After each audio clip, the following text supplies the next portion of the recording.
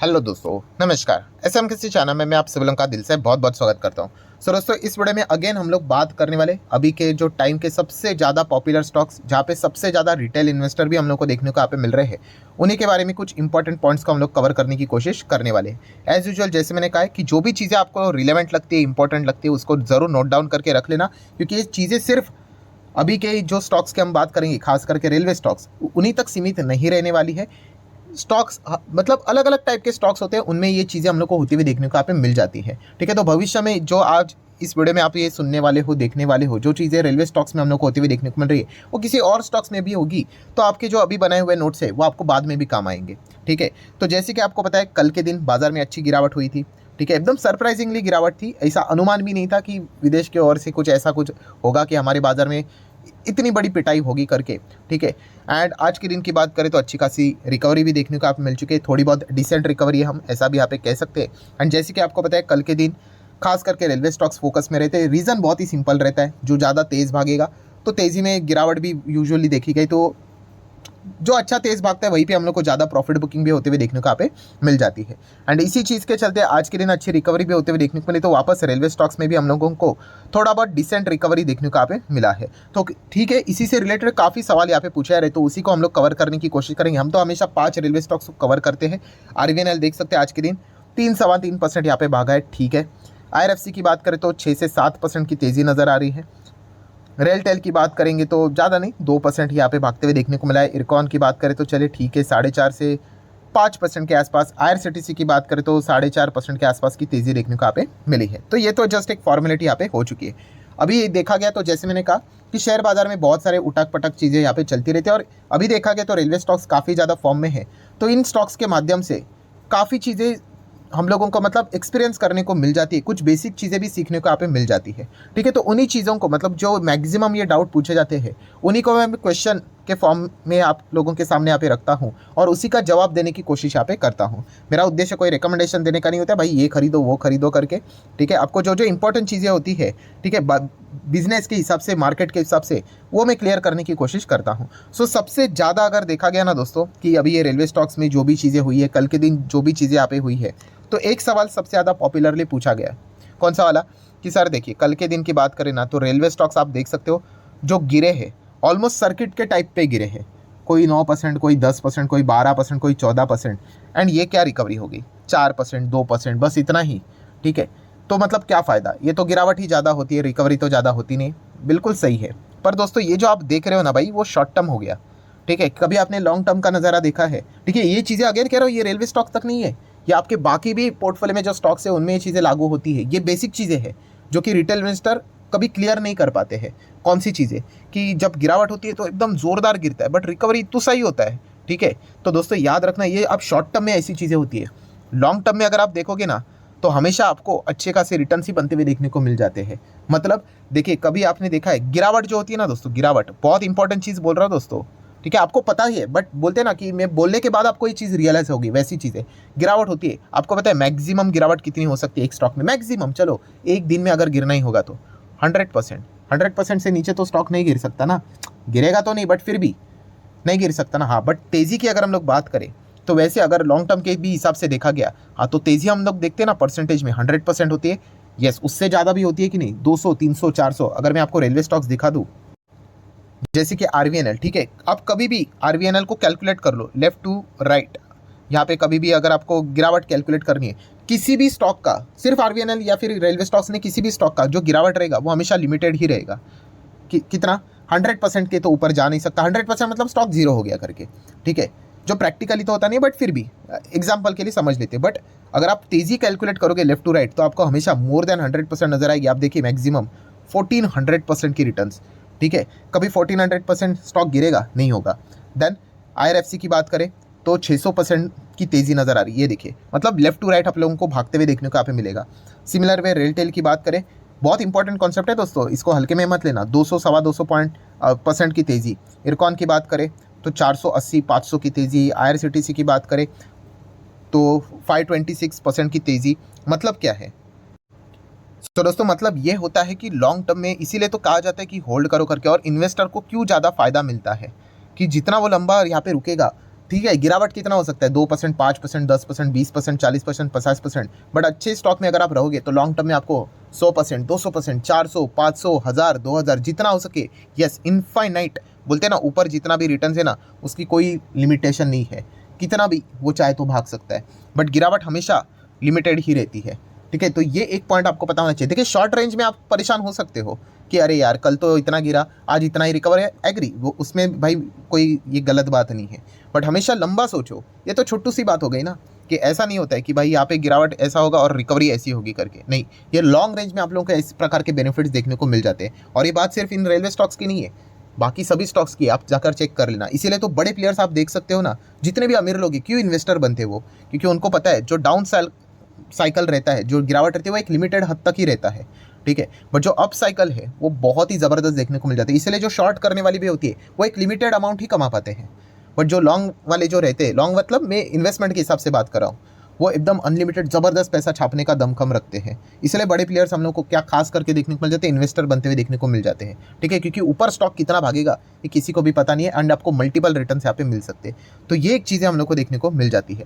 Then अगर हम लोग बात करें दोस्तों, तो एक लर्निंग लेसन भी हम लोग को देखने को यहाँ पे मिल जाता है, जो कि आज के दिन मतलब ये जो चीज़ें यहाँ पे हुई है, कौन सा, जैसे ही आपको बताया कि भाई याद रखना, जो ज़्यादा तेज़ी दिखाएगा, ठीक है, उसमें करेक्शन भी, जो गिरावट भी होगी, ठीक है, वो भी हम लोग को क्या देखने को मिलेगी, ज़्यादा ही देखने को मिलेगी। ये hard and fast fix rule तो नहीं है, बट एक आप एवरेज समझ सकते हो यहाँ पे। ठीक है, तो ये मैं क्यों आप लोगों को बता रहा हूँ कि याद रखना, जब भी कोई स्टॉक आपको एकदम ऐसा भागते हुए देखने को मिल रहा है तो उतना हम मेंटली प्रिपेयर रहना, ये इंपॉर्टेंट चीज़ है। अगर आप कोई भी व्यक्ति लॉजिक के साथ अगर जा रहा है तो उसने मेंटली प्रिपेयर रहना चाहिए कि भाई अगर करेक्शन भी आया तो समझ लेना कि इसमें अच्छा खासा तगड़ा करेक्शन आएगा, एंड खास करके जब बाजार इस प्रकार का ड्रामा करेगा तो और भी आएगा, जो कि हम लोगों ने कल के दिन देखा, जो कि भविष्य में भी हम लोग देखेंगे। ठीक है, ये चीज़ें चलती रहती साइकिल की तरह, गोल गोल गोल गोल, कोई नई बात नहीं है इसमें। ठीक है, शायद से हफ्ते भर में, 2 हफ्ते भर में वापस इस प्रकार का ड्रामा देखने को मिले।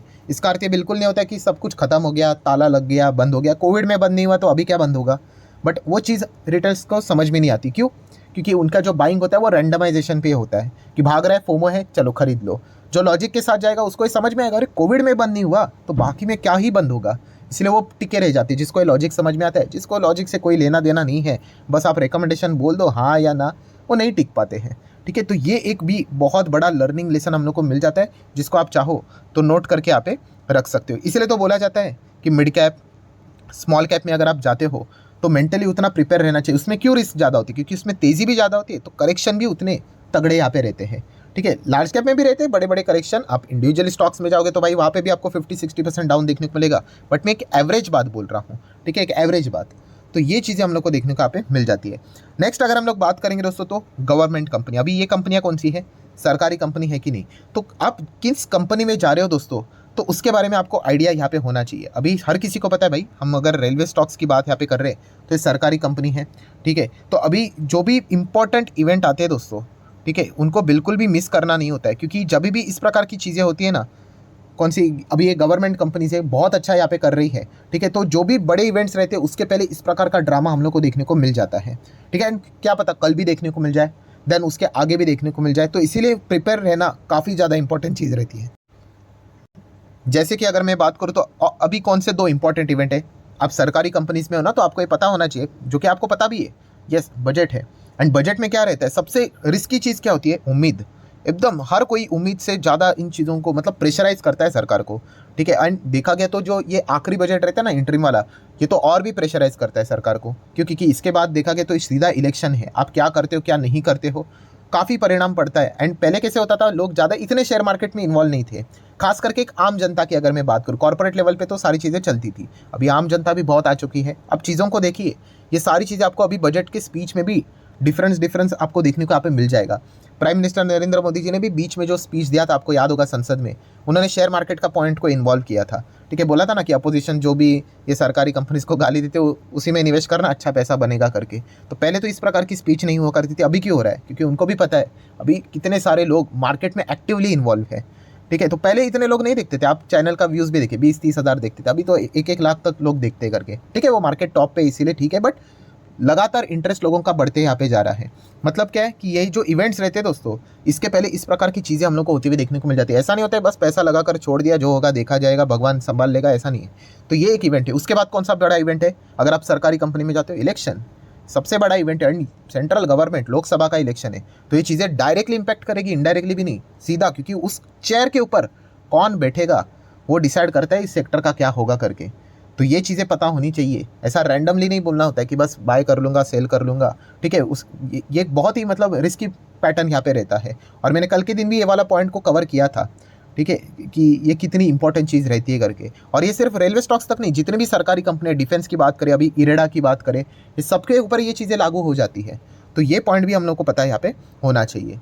सो ये जब भी इस प्रकार की घटनाएं होती है ना, तो ये नई नई चीज़ें सीखने का यहाँ पे मौका मिलता है, तो इसको नोट करके रख लेना। एंड बाकी की बात करें तो कल के दिन भी मैंने ये मेजर पॉइंट को कवर किया था कि बाय करे, होल्ड करो, सेल करे। तो इसमें मैंने हमेशा आप लोगों को कहा है कि जिसका स्टेप वन क्या होता है कि शेयर बाय करना, वही अगर अनक्लियर रहेगा, वो दूसरों के हिसाब से रहेगा कि अगर आपने किसी XYZ को पूछकर अगर लिया है, दैट्स इट, वो हमेशा होल्ड करे या सेल करे, हमेशा उस संभ्रम में रहेगा कि क्या करे करके, वो हमेशा पैनिक में रहेगा कि कल क्या होगा, जितना गिरेगा वो डाउटफुल सिचुएशन में जिएगा। अगर आपको ये होल्ड करे, सेल करे, इस डाउटफुल सिचुएशन में नहीं रहना है, तो जो बाइंग है ना दोस्तों, वो हमेशा आपकी प्रॉपरली लॉजिकल हिसाब से होनी चाहिए, खुद के हिसाब से होनी चाहिए। भाई आप उसको क्यों खरीद रहे हो, बिजनेस के हिसाब से होनी चाहिए।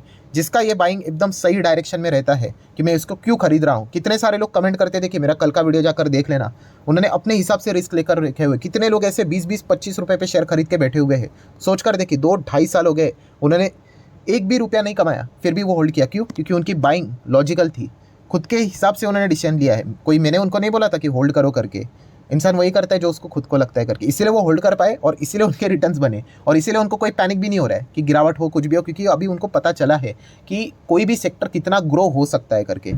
तो ये चीज़ें हम लोगों ने समझनी है। बट अगर आपका बाइंग रीज़न ही एकदम कमज़ोर है कि क्यों फोमो, बस सर ये 100 का 200 हो रहा है, 300 हो रहा है, 400 हो रहा है, इसीलिए खरीद लिया कि शायद से 500 हो जाए तो फ़ायदा हो जाएगा, नहीं टिक पाओगे। जैसे वो 300 आ जाएगा आप प्रेशर में आ जाओगे। तो ये जब तक ये चीज़ें आप यहाँ पे इसके ऊपर वर्क नहीं करते हो प्रॉपरली, फर्स्ट स्टेप हमेशा याद रखना, जितना हो सके स्टार लगा लो। आपको खुद को ही पूछना है सवाल, किसी को पूछने मत जाना कि मैंने ये शेयर को क्यों खरीदा है। अगर जिसने भी लॉजिक के साथ खरीदा है, दैट्स इट, उसको कोई टेंशन नहीं होगा। जिसने भी ऐसे ही खरीदा है इधर उधर देखकर, बस मार्केट भाग रहा है, टीवी पे देख लिया, रोज़ भाग रहा है, कवरेज चलता रहता है, ठीक है, तो बहुत ज़्यादा मुश्किल में आने वाला है, ठीक है। तो ये पॉइंट आप लोगों को पता होने चाहिए। सारी चीज़ें इस प्रकार से हम लोग को सीखने को यहाँ पे मिलती रहती है। सो आशा करता दोस्तों कि वीडियो हेल्पफुल लगा होगा। बहुत सारा लंबा प्रवचन रहता है, थियोरी टाइप वीडियो रहता है, ठीक है, बट काफ़ी इंपॉर्टेंट रहता है आपके इन्वेस्टमेंट के जर्नी के लिए। सो अच्छा लगा होगा तो चाहो तो लाइक एंड शेयर कर सकते हो। मिलते हैं नेक्स्ट वीडियो में, तब तक के लिए बाय बाय।